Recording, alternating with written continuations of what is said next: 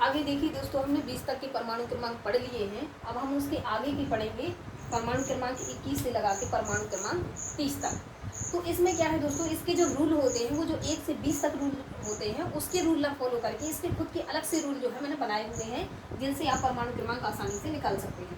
तो पहला रूल है हमारा कि यदि परमाणु क्रमांक सम संख्या है तो उसका जो रूल होगा वो हो जाएगा 2n+4, जहाँ पे हमने n किसको माना है दोस्तों, परमाणु क्रमांक को माना है। दूसरी बात करेंगे हम, यानी रूल नंबर दूसरा है जो परमाणु क्रमांक विषम संख्या है, यानी परमाणु क्रमांक हमारा n है तो इसका जो भार होगा वो 2n+5 हो जाएगा।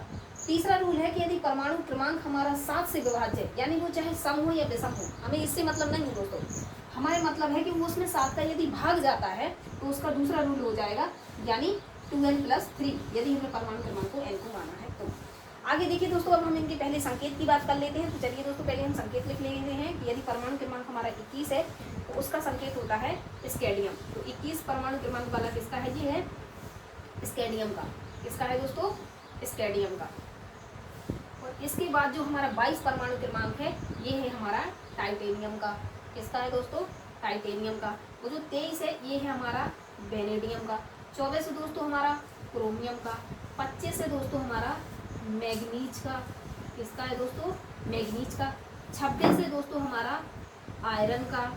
27 है जो हमारा वो है हमारा कोबाल्ट का। 28 है हमारा निकेल का। और 29 दोस्तों जो है हमारा ये है हमारा कॉपर का। और इसके बाद जो 30 है ये है हमारा जिंक का। यदि दोस्तों हम 1 से लगा करके 30 तक के परमाणु क्रमांक और परमाणु भार याद कर लेते हैं तो आगे हमें इसके इलेक्ट्रॉनिक कॉन्फ़िगरेशन यानी इलेक्ट्रॉनिक कॉन्फ़िगरेशन, इलेक्ट्रॉनिक विन्यास निकालने में आगे दिक्कत नहीं जाएगी। अब हम बात करेंगे दोस्तों इनके परमाणु भार के बारे में।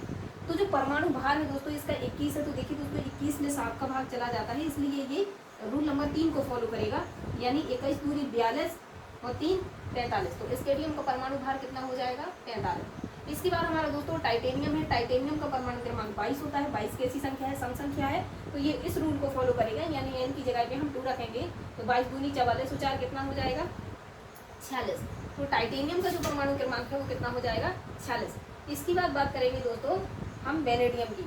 तो वेनेडियम का जो हमारा परमाणु भार है, क्रमांक है, वो दोस्तों हमारा 23 है। तो 23 कैसी संख्या है दोस्तों, विषम संख्या है। तो विषम संख्या का जो रूल होता है हमारा वो कितना होता है, 2n+5। कितना होता है दोस्तों, 2n+5। तो यहाँ पे देखिए दोस्तों 23 दूनी 46, 46 और 5 कितना हो जाएगा, 51। 23 दूनी 46 और 5 51 हो जाएगा। तो वेनेडियम का परमाणु भार कितना हो जाएगा, 51। इसके बाद बात करेंगे दोस्तों क्रोमियम की। तो क्रोमियम का जो परमाणु क्रमांक है वो 24 होता है। 24 कैसी संख्या है, सम संख्या है, इसलिए सम संख्या के रूल को फॉलो करेगा, यानी 24 दूनी 48, 48 और 4 कितना हो जाएगा दोस्तों, 52। यानी जो क्रोमियम का परमाणु भार है वो कितना हो जाएगा, 52। इसके बाद बात करेंगे दोस्तों मैग्नीशियम की। मैग्नीशियम में हमारा परमाणु क्रमांक 25। और 25 दोस्तों हमारी कैसी संख्या है, विषम संख्या। तो विषम संख्या के हम इसके रूल को फॉलो करेंगे। तो 25 दूनी 50, 50 और 5 कितना हो जाएगा दोस्तों, 55। तो मैग्नीशियम का जो परमाणु भार है वो कितना हो जाएगा, 55। इसके बाद बात करेंगे दोस्तों आयरन की। आयरन का परमाणु क्रमांक है हमारा 26। 26 हमारी कैसी संख्या है दोस्तों, सम संख्या है। तो सम संख्या का रूल होता है 2n+4। 26 दूनी 52, 52 और 4 दोस्तों कितना हो जाएगा, 56। तो हमारा जो आयरन का परमाणु भार है वो कितना हो जाएगा, 56। इसके बाद बात करेंगे दोस्तों कोबाल्ट की। तो कोबाल्ट जो है इसका कोबाल्ट का परमाणु क्रमांक है 27। तो 27 हमारे पास कैसी संख्या है, विषम संख्या। तो विषम का रूल क्या होता है दोस्तों, कि 27 दूनी 54। तो विषम का रूल क्या हो जाएगा, 27 दूनी 54। 54 में 5 जोड़ेंगे दोस्तों कितना हो जाएगा, 59। कितना हो जाएगा, 59। इसके बाद बात करेंगे दोस्तों हम निकल की। तो निकल जो है हमारा, निकल का परमाणु क्रमांक कितना होता है, 28। 28 में देखिए दोस्तों 7 का भाग चला जाता है, 7 चौको 28, इसलिए ये इस रूल को फॉलो करेगा।